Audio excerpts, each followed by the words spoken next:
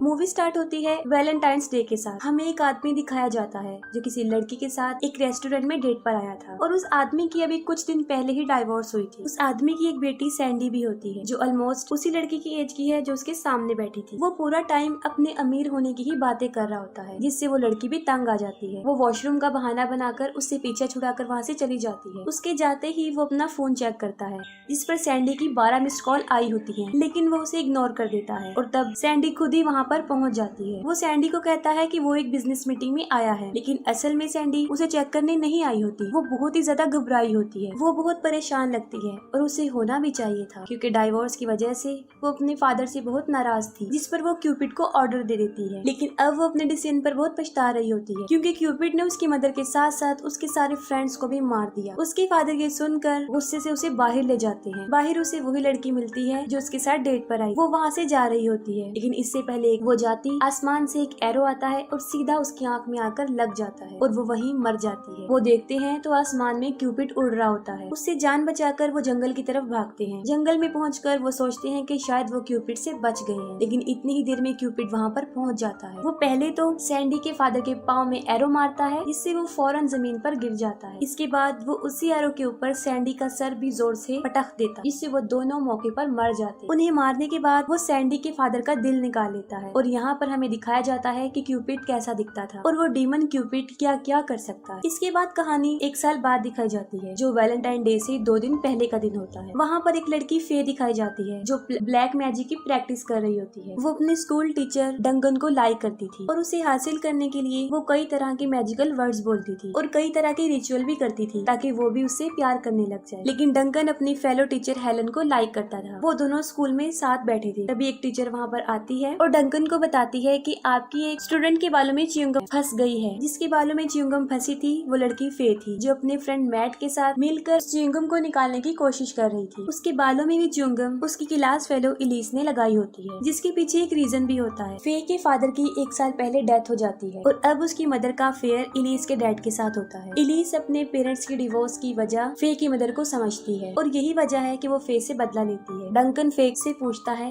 तब उसे पता चलता है कि ये हरकत इलीस ने की है। वो इलीस से मिलता है और उसे समझाने की कोशिश करता है, लेकिन वो इतनी आसानी से समझने वाली लड़की नहीं थी। फिर डंकन अपनी क्लास में पढ़ा रहा होता है और वो इलीस से एक सवाल पूछता है जिसका उसे यकीनन जवाब नहीं आता, जिस पर सब क्लास फेलोज हंसने लग जाते हैं और उसमें फे भी होती है, जिससे इलीस को बहुत बुरा लगता है। फे समझती है कि शायद उसका ब्लैक मैजिक असर कर रहा है क्योंकि डंकन उसके साथ काफी फ्रैंक होता जा रहा था। इलीस डंकन के फोन को चोरी कर लेती है और स्कूल से घर जाने के बाद वो उसके मोबाइल से फे को टेक्स्ट करती है। फे समझ जाती है कि उसके वर्ड्स असर कर गए हैं और डंकन को भी उससे प्यार हो गया है। वो काफी खुश हो जाती है और वो भी उसे खुशी खुशी जवाब देती है, लेकिन उसे जरा भी अंदाजा नहीं था कि इलीस उसके साथ क्या कर सकती। इलीस क्लासेस खत्म होने के बाद फे को मिलने के लिए बुलाती है और फे इसके लिए एग्री हो जाती है। इलीस उससे एक पिक्चर मांगती है जिस पर फे एक सेल्फी बनाकर उसे सेंड कर देती है, लेकिन वो इससे ज्यादा डिमांड करती है, जिस पर फे शर्ट के बगैर एक पिक्चर उसे सेंड कर देती है, जिसे देखकर एलिस और उसके बाकी फ्रेंड उसका मजाक बना रहे होते हैं। अगले दिन फे को लॉकर में एक लेटर और एक रोज मिलता है जिसे देखकर वो काफी खुश हो जाती है, लेकिन ये भी एलिस ने ही रखा होता है। फे डंकन से मिलने के लिए बहुत एक्साइटेड हो जाती है। उसका फ्रेंड मैट उसके पास आता है और कल होने वाले वैलेंटाइन डे डांस के लिए उससे पूछता है, जिस पर फे मना कर देती है। दूसरी तरफ हमें पता चलता है कि एलिस असल में एक प्लान बना रही होती है। वो फे को उस वक्त डंकन के ऑफिस में बुलाती है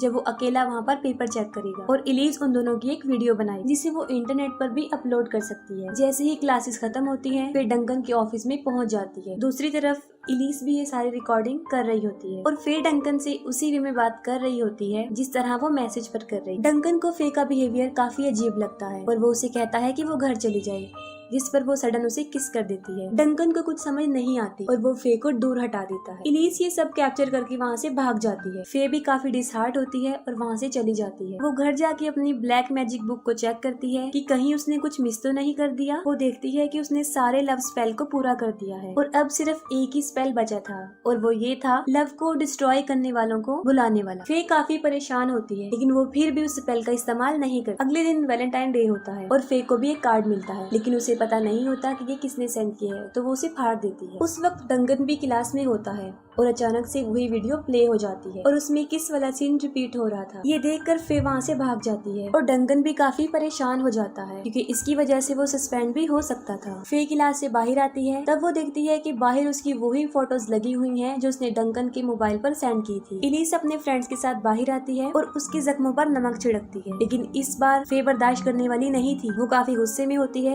और इलीस को स्लैप कर देती है और यहाँ पर उन दोनों की हाथापाई हो जाती है। दोनों टीचर वहाँ पर पहुंचकर उन्हें छुड़ाते हैं और डंकन उनका वैलेंटाइंस डे डांस कैंसिल कर देता है। फे एक क्लास में जाती है और वो लव डिस्ट्रॉय गॉड को वहाँ पर बुला लेती है। गॉड ऑफ डेथ उससे पूछता है कि उसे यहाँ पर क्यों बुलाया गया है। फे उसे कहती है कि वो पूरे स्कूल से प्यार को खत्म कर दे। वो उसकी विश को सुन लेता है और कहता है कि वैलेंटाइन डे खत्म होते ही यहाँ से प्यार मिटना शुरू हो जाएगा, लेकिन फे उसे कहती है कि वो हमेशा के लिए यहाँ से प्यार को खत्म करना चाहती है। वो उससे पूछता है कि क्या वो इसकी कॉन्सिक्वेंसेस जानती है, जिस पर वो झूठ बोल देती है और कहती है हाँ, क्योंकि उसे कुछ भी पता नहीं होता। वो उसकी विश पूरी कर देता है और वहाँ से गायब हो जाता है। इलीस और फे को प्रिंसिपल ऑफिस में बुलाया जाता है और प्रिंसिपल उन्हें पनिशमेंट देता है। उन्हें कैंसिल हुए वैलेंटाइंस डे वाले डांस की डेकोरेशन को उतारना था। मिस हेलन उन्हें डांसिंग हॉल में लेकर जाती है, लेकिन वहाँ पर उनकी एक फ्रेंड मिस थी। उस वक्त वो वॉशरूम में होती है और तब वहाँ पर क्यूपिड भी पहुँच जाता है। उसे वहाँ पर कुछ आवाज सुनाई देती है और वो कान लगाकर सुनती है। तभी क्यूपिड अपना एरो छोड़ देता है और वो सीधा उसके कान पर आकर लगता है। वो चिल्लाते हुए वहाँ से भागती है, लेकिन क्यूपिड उसे पकड़ लेता है और उसकी बॉडी पर से हार्ट शेप में स्किन को उतार लेता है। दूसरी तरफ वो सब डांस हॉल में पहुँच जाते हैं और उनके साथ मैट भी होता है जो कि फे की हेल्प के लिए वहाँ पर मौजूद था। वहाँ पर उन्हें रखे हुए कुछ हार्ट शेप कुकीज नजर आते हैं जिनको वो खा लेते हैं और उनका टेस्ट उन्हें चिकन जैसा महसूस होता है। इलीस के पास उसके बॉयफ्रेंड की कॉल आती है जो कि स्कूल के बाहर खड़ा उसका वेट कर रहा होता है, उसे लेने आया होता है। इलीस मिस हेलन के मना करने के बावजूद भी वहाँ से चली जाती है। तब फौरन वो टीचर प्रिंसिपल को आकर ये सब कुछ बता देती है। प्रिंसिपल उसे कहता है कि वो रुक जाए, लेकिन वो जल्दी से बाहर आकर कार में बैठ जाती है। वो सोच रही थी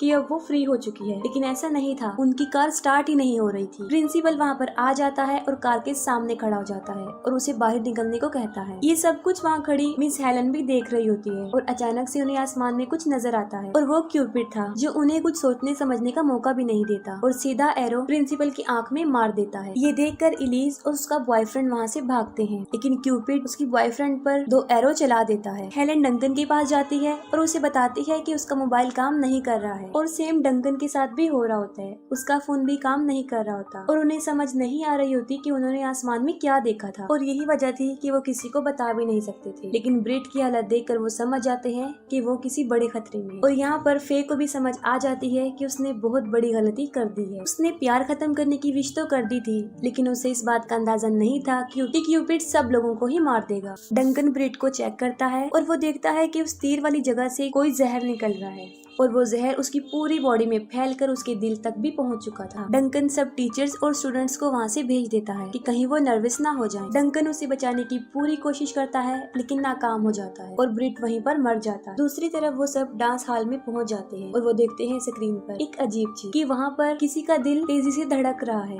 वहाँ पर फे और मैट नहीं होते क्योंकि वो बाहर होते हैं और मैट फे से पूछता है कि यहाँ सब कुछ क्या चल रहा है, क्योंकि उसे लग रहा था कि फे इसके बारे में कुछ न कुछ जानती है, लेकिन वो उसे कुछ भी नहीं बताती और वो दोनों भी हाल में आ जाते। क्यूपिड उनके पीछे ही खड़ा हुआ है और जैसे ही वो अपना एरो निकालता है वो सब वहाँ से भाग जाते हैं और यहाँ पर वो सब एक दूसरे से अलग अलग हो जाते हैं। क्यूपिड एक टीचर को मारता है और उसको बचाने की वजह से मैट के हाथ में भी एरो घुस जाता है। तब फे उसे वहाँ से लेकर भाग जाती है। इलीस और उसकी फ्रेंड साइंस लैब में आते हैं जहाँ पर उन्हें फे की ब्लैक मैजिक वाली बुक नजर आती है और वो फौरन समझ जाते हैं कि ये सब कुछ फे की वजह से हुआ है। इलीस की एक फ्रेंड उससे अलग हो जाती है और इस चीज का फायदा उठाते हुए क्यूपिड उसे भी मार देता है। वो रोजेस से उसके गले को आर पार कर देता है। मैट के हाथ से वो जहर फैल रहा था और उसकी मरने वाली हालत हो जाती है और मरने से पहले वो फे को बताता है कि जो वैलेंटाइन डे कार्ड उसे मिला था वो उसी ने ही भिजवाया था और वो फे को बताता है कि वो 5 क्लास से ही उसे लाइक करता है, लेकिन उसे तो डंकन के अलावा कुछ नजर ही नहीं आता था। फे को सब कुछ पता चल जाता है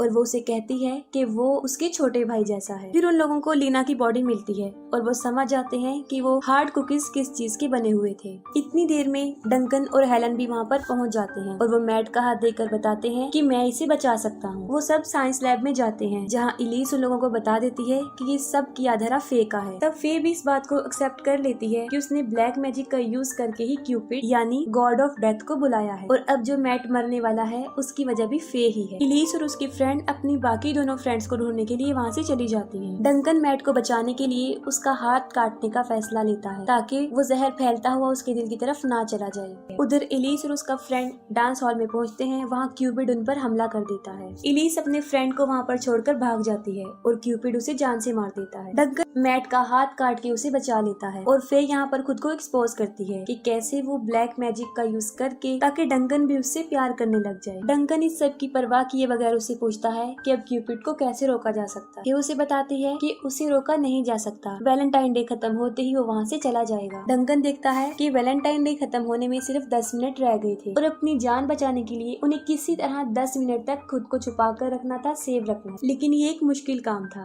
डंकन और फे मैट के लिए कुछ लेने के लिए बाहर जाते हैं। तब उन्हें एलिस भी वहाँ पर मिल जाती है। इतनी ही देर में क्यूपिड हेलन के पास पहुंच जाता है और जब वो हेलन की चीख सुनते हैं वो जल्दी से वापस आ जाते हैं। वो लोग हेलन को ढूंढते हुए डांस हॉल में आ जाते हैं जहाँ क्यूपिड उसे मारने के लिए बिल्कुल रेडी था। फे के पास कोई और रास्ता नहीं होता और वो फिर से गॉड ऑफ डेथ को बुला लेती है। फे सबको बताती है कि वो उसकी आंखों में ना देखे क्योंकि अगर किसी ने उसे नजरें मिला ली तो वो उसकी सोल को अपने साथ ले जाएगा। फे उसे कमांड देती है कि वो सब कुछ यही खत्म कर दे, जिस पर वो एक सैक्रिफाइस मांगता है। तब डंकन कहता है कि हमारे पास 2 मिनट रह गए हैं और हम आसानी से अपनी जान बचा सकते हैं, जिस पर गॉड ऑफ डेथ उसे कहता है कि यहाँ हाल में सब लोगों को मारने के लिए 2 मिनट बहुत ज्यादा। फे खुद को सेक्रीफाइस करने के लिए तैयार हो जाती है और इतनी देर में एलिस अपनी गर्दन घुमा के क्यूपिड की आंखों में देख लेती है, जिस पर क्यूपिड उसे मार देता है और उसे वहाँ से ले जाता है। और यहीं पर क्यूपिड का सेक्रीफाइस भी पूरा हो जाता है और 12 भी बज जाते हैं, यानी वैलेंटाइन डे खत्म हो जाता है और क्यूपिड भी वहाँ से चला जाता है। अचानक से एलिस उठ जाती है